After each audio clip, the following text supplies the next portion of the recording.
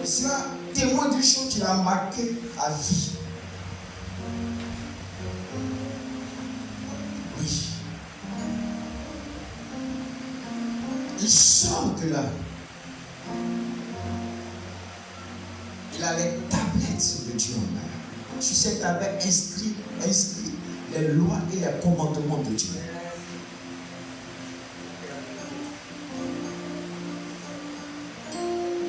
Il est en quelque sorte le porte-parole de Dieu. Il lui faut revoir son peuple, leur communiquer ce dont il est porteur. Le message surnaturel dont il est porteur.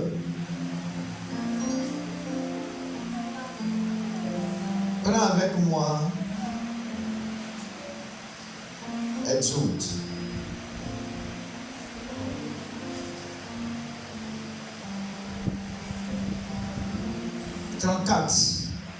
Et le verset 30. Exode 34, verset 30. Prenez ça.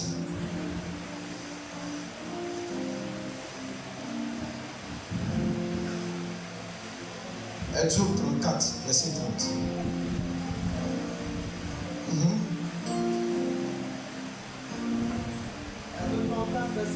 Viens vers ici. Viens vers ici. T'allais trop loin là-haut. Oui. Exode 34, verset 30. Lequel a trouvé? Aaron et tous les enfants d'Israël regardaient Moïse. Aaron et tous les enfants d'Israël regardaient Moïse. Vous voyez? Et voici la peau de son visage. Merci, je viens. Quand Dieu te donne cette charge, il faut la communiquer. Il faut la divulguer. Il faut donner aux autres.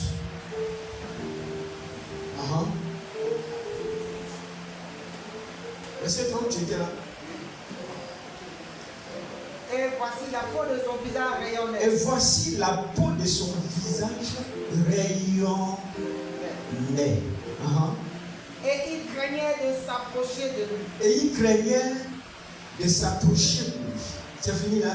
Non, relis le verset. Il y a quelque chose qui n'est pas sorti. Que j'ai pas vu. Aaron et tous les enfants d'Israël regardaient Moïse. Et voici la peau de son visage rayonnait. Et il craignait de s'approcher de lui. Continue à voir. Moïse les appela. Ok. Merci. Je reviens sur pour moi. Je vais une minute. Je vais voir quelque chose.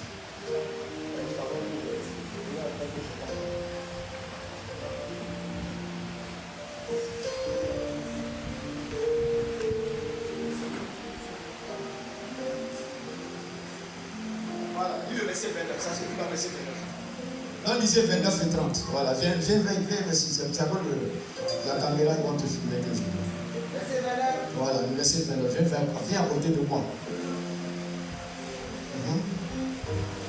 Moïse descendit de la montagne de Sinaï. Regardez lettre par lettre, mot par mot, ce que le verset nous stipule ce matin.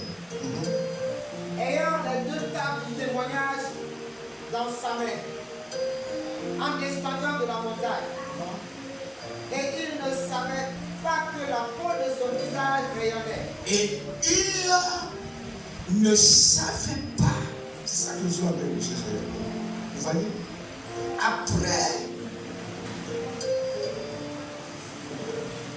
ça va été lui-même dans la présence de Dieu. Et qu'il a été nourri et investi des puissances surnaturelles du royaume de Dieu. L'impact que cela a eu, lui-même ne savait pas à quel niveau cela était. Dieu va te surprendre. Alléluia. Lui-même ne savait pas à quel niveau de profondeur cet impact. Allons-y. Ne savait pas que.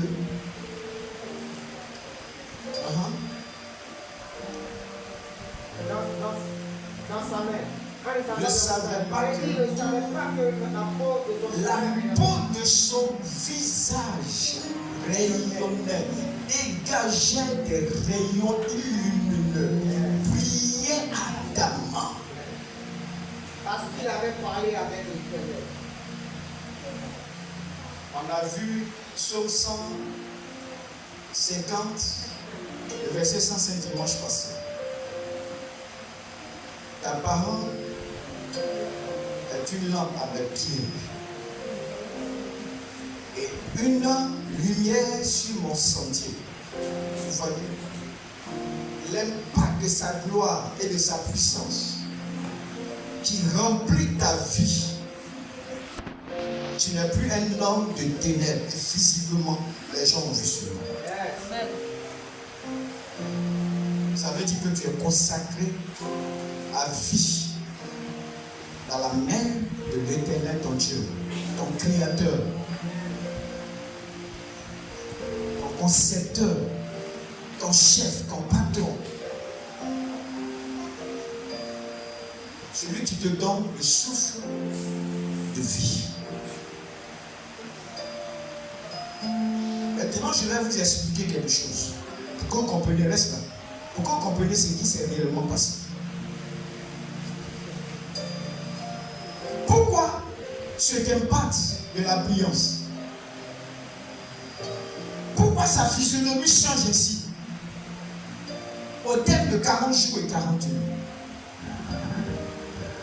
Quand Jésus vient au monde, il donne au monde, il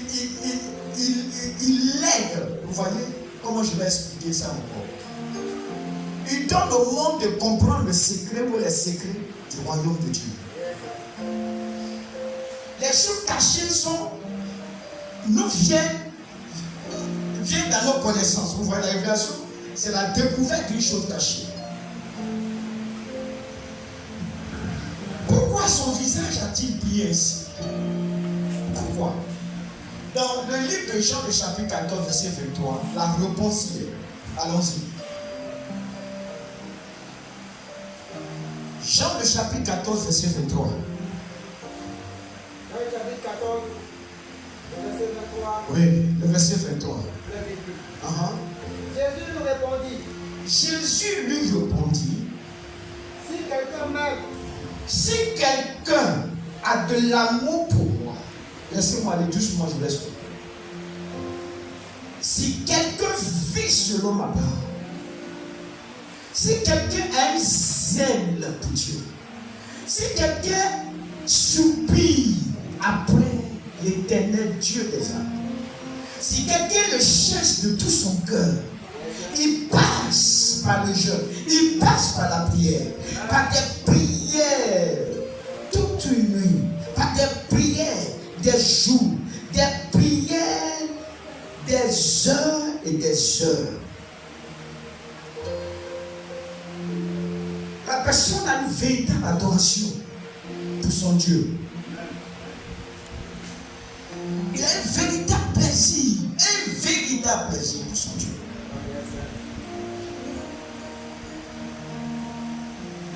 Ce qui se passe dans votre télévision, ça ne veut dire absolument rien. Ce qui se passe sur vos Facebook, des histoires banales, ça ne veut dire absolument rien. Ce qui se passe ici dans tel quartier, parce qu'il y a tam-tam, parce qu'il y a anniversaire, parce qu'il y a cinéma, il y a boîte de nuit. Toutes ces choses-là qui impressionnent les hommes de ce monde. Lui, il n'est pas impressionné. Il est impressionné que par Dieu, la présence de Dieu. Il est impressionné que par les lois de Dieu, par le fonctionnement du royaume de Dieu.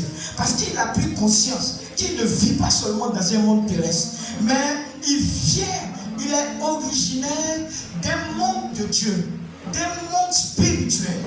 Il a conscience qu'il est pèlerin sur la terre. C'est-à-dire il se prépare à entrer entièrement dans la présence de son Dieu, dans le spirituel. Alléluia. Il a conscience de tout ce fait. Écoutons la suite du verset. Il gardera ma parole et mon Père l'aidera. Nous viendrons à lui Qu'est-ce que le Seigneur a dit maintenant? C'est ce que je suis en train de vous révéler. Parce que tu aimes Dieu, parce que tu gardes la parole de Dieu. Jésus dit, moi, alors si vous voulez, mon Père et moi, ça fait alors deux entités. Alléluia. Dieu est son Fils unique.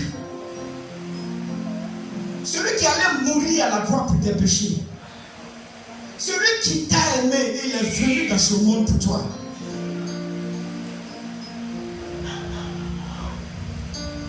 Celui qui t'aime plus que toute autre personne sur la terre.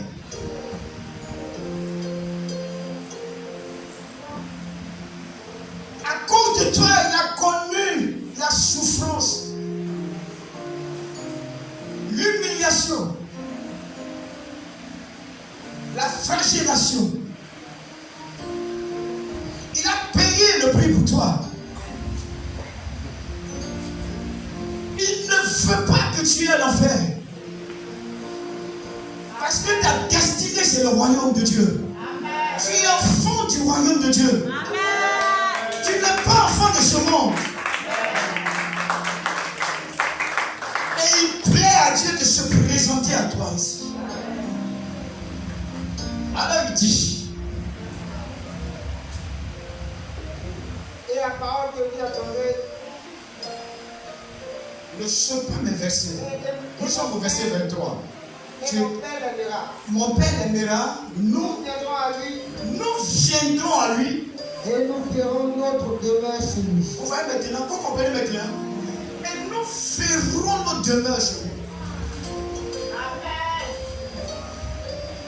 Nous bâtirons notre demeure dans la vie de cette personne. Merci. Amen.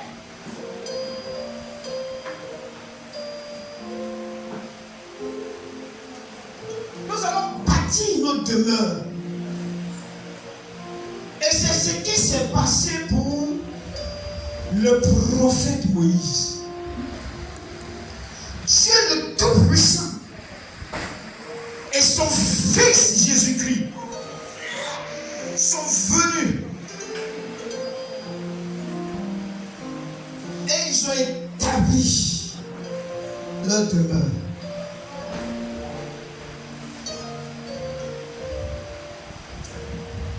Ils ont fait, alors ils ont habité en lui. Si tu l'aimes fort, si tu as conscience du manteau du jeûne et de la prière, comme le pouvoir de la responsabilité spirituelle qui est en toi, et que tu obéis à ce principe, c'est ce qui se passe dans le surnaturel de Dieu. Les démons ne peuvent plus habiter en toi. La sirène des eaux ne peut plus habiter en toi. Les démons de l'orgueil ne peuvent plus cohabiter avec ton esprit.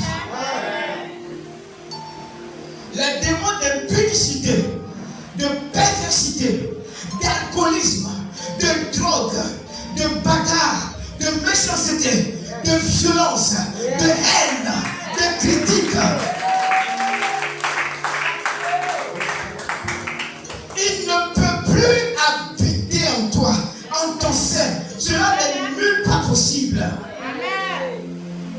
Une fois que tu consacreras ta vie à Dieu, il y a un mouvement surnaturel selon lequel Dieu le Père, Dieu le Saint-Esprit,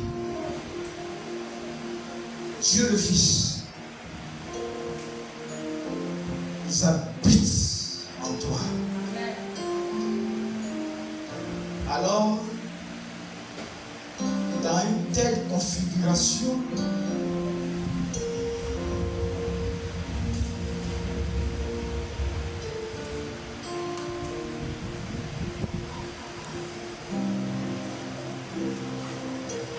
dans un tel changement de la vie de Moïse, qui n'est plus de Moïse, élevé selon les coutumes de l'Égypte, selon les lois de l'Égypte et autres.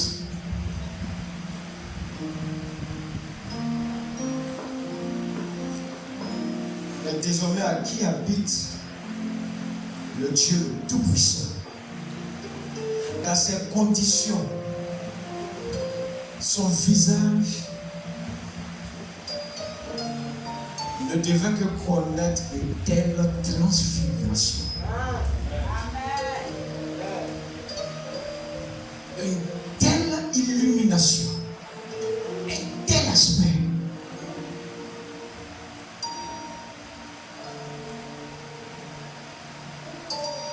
J'ai envie de dire qui aimait l'initiation à lui.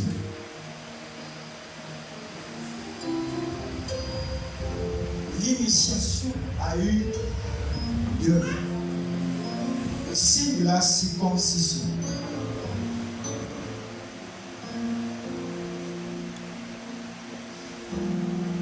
La circoncision spirituelle a eu. L'initiation a eu. Investi, signé des mains de Dieu.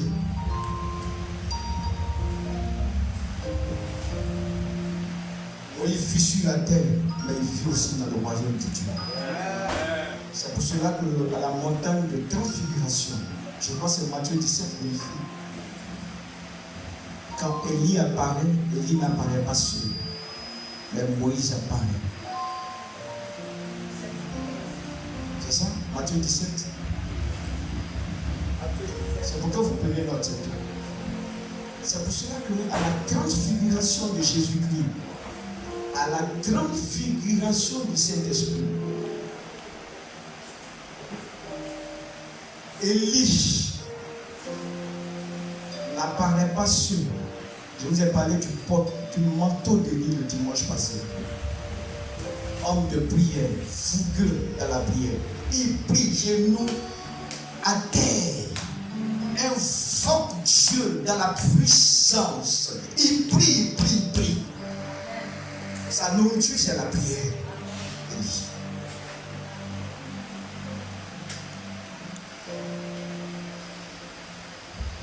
Leur initiation s'est accomplie.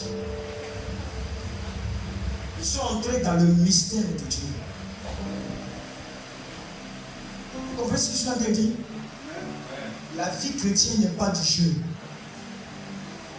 Les sorciers, ils sont petits. Ce qu'ils font là, ils sont petits. Je suis en train de vivre la vérité. Mes yeux sont ouverts sur le royaume de Dieu.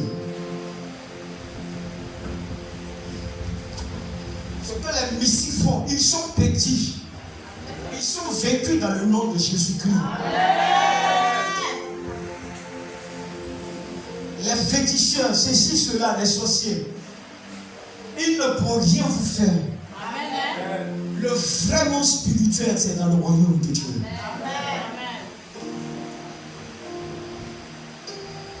Je sais de quoi je parle ce matin. Alléluia. Aucun sorcier ne peut m'avoir. Aucun mystique futur grand dans le monde, il ne peut m'avoir. Parce qu'il y a Jésus-Christ en moi. Il y a Dieu le Tout-Puissant en moi. Il est en toi. Il est en toi. Paul dit, celui qui est en nous, il est plus grand que les fétiches réunis dans ce monde. Les mystiques réunis dans ce monde. Leur sorcellerie, leur science occulte par ici et par là. Il y a un nom au-dessus de tout nom. À la mention de ce nom, tout genou fléchit, tout leur confesse que Jésus, tu es le roi des rois. Tu es le maître par excellence. Tu es le Dieu, le Tout-Puissant. Reçois les honneurs. Reçois la grandeur. Pourquoi les 24 vieillards ne faisaient que le louer la droite d'Apocalypse? Ce sont des êtres mystérieux. On n'a pas de vieillards, mais la réalité. Ils ont dépassé tous les âges. Ce ne sont pas des enfants. Ils connaissent les mystères que renferme le monde. Mais jamais ils ont adoré Satan ou le diable. Qui dit que les puissances que le diable est témoin état. ne sont rien à côté de la puissance de Dieu. Raison pour laquelle il ne faisait qu'apporter à Dieu leur louange, leur éloge, leur adoration. Quand je lis Psaume 150 que je vois, le dernier verset, que tout ce qui respire loue l'Éternel. Je ne sais pas comment toi tu comprends cela. Mais je suis là ce matin pour te révéler un mystère du royaume de Dieu. Tant que Dieu te donne son souffle, c'est lui Dieu qu'il faut adorer. Ce n'est pas la société qui t'a donné le souffle de vie. Ce n'est même pas ce monde qui t'a donné le souffle de vie. Alors, tes prières doivent être comme ta respiration. Est-ce que je me fais comprendre? Tes prières doivent être comme ta respiration. Tu dois prier comme tu respires. Tu dois aimer Dieu comme tu respires. Tu dois essayer pour Dieu comme tu respires. Tu dois lui obéir comme tu respires. Pas le contraire. Pas le contraire. Parce qu'il est trop grand et il nous a sauvés. Il est trop grand et il est amour. L'amour de Dieu est incontournable, est insondable. C'est pour ça qu'elle a commencé par dire si quelqu'un m'aime. C'est ce que Jésus a dit.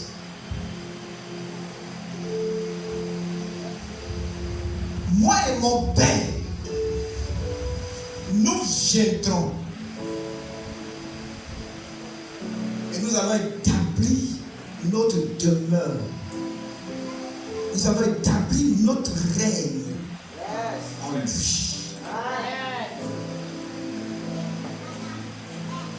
À partir de là, ce que tu dégages est fort.